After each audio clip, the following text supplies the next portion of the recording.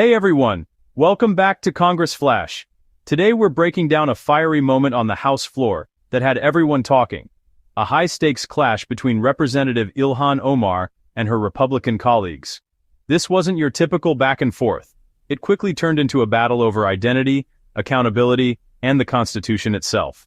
Let's unpack the drama, the tension, and the hard-hitting moments that left the chamber and the internet buzzing. Those in favor say aye. Aye! Those in favor say no. No!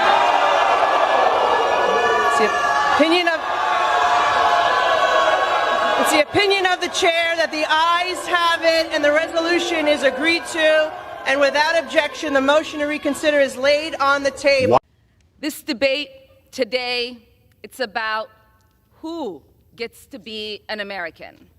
What opinions do we have to be counted as Americans? This is what this debate is about, Madam Speaker. There is this idea that you are a suspect if you are an immigrant, or if you are from certain parts of the world, or a certain skin tone, or a Muslim. It is no accident that members of the Republican Party accused the first Black president, Barack Obama, of being a secret Muslim. Well, I am Muslim. I am an immigrant, and interestingly, from Africa. Is anyone surprised that I am being targeted? Is anyone surprised that I am somehow deemed unworthy to speak about American foreign policy? Or that they see me as a powerful voice that needs to be silenced? Frankly, it is expected, because when you push power, power pushes back. It all began with Representative Ilhan Omar, who took the floor and made a powerful claim that she was being targeted not for her policies, but for who she is: a Muslim, an immigrant, an African. She said this wasn't about disagreement, it was about erasure. Omar argued her voice was under attack, not because of what she said, but because of where she came from. And she didn't hold back, saying power pushes back. It was a bold stance, framing herself as the underdog against a system designed to silence her. Gentleman reserves. Gentlelady from Michigan is recognized. Thank you, Mr. Speaker. And to use that logic, well, then all those people should have just said sorry and we'd move on, right? But no, we don't do that. And let me tell you, I take a little bit of offense to what the hell is wrong with me. I'll tell you, there's nothing wrong with me. I took an oath to defend the Constitution, and that's exactly what I'm going to do. Again, I'm not going to apologize for it. I'm going to hold the Constitution, and it's very simple. We really shouldn't even have this debate. If you break the law and you follow due process, there are consequences to your actions, even if you say sorry. So we can try all of the diversion tactics that we would like. It doesn't change the fact that someone broke the law and that someone should be held accountable. It is disappointing, Mr. Speaker, that their own party can't hold them accountable, that they have such hypocrisy. So with that, I yield 2 minutes to my friend from New York, Nicole Meliatakis.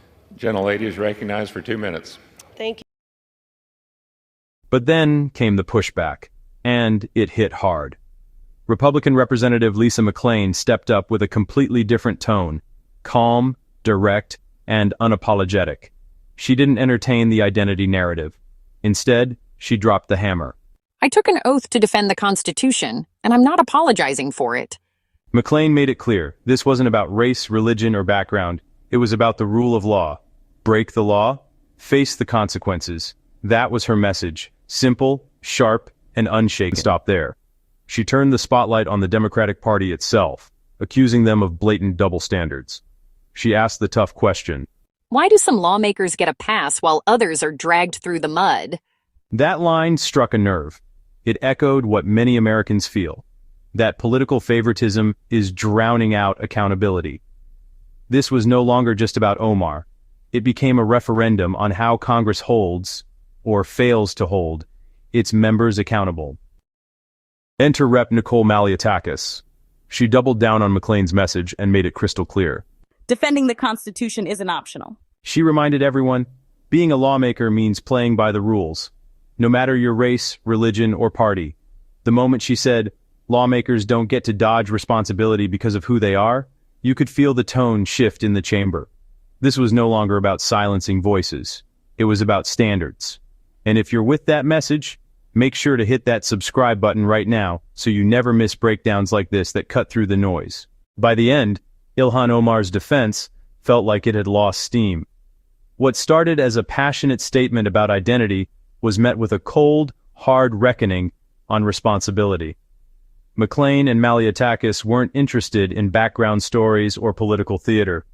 They came with one mission, to remind everyone that integrity should come before identity. And that message, it landed.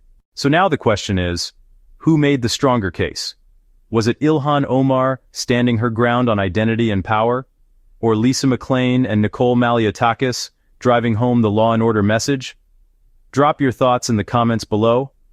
I want to hear where you stand on this. And if you believe in holding everyone accountable, no matter their background or political affiliation, smash that like button, subscribe, and turn on notifications so you never miss the truth behind the headlines. Thanks for watching, and until next time, stay sharp, stay informed, and stay real.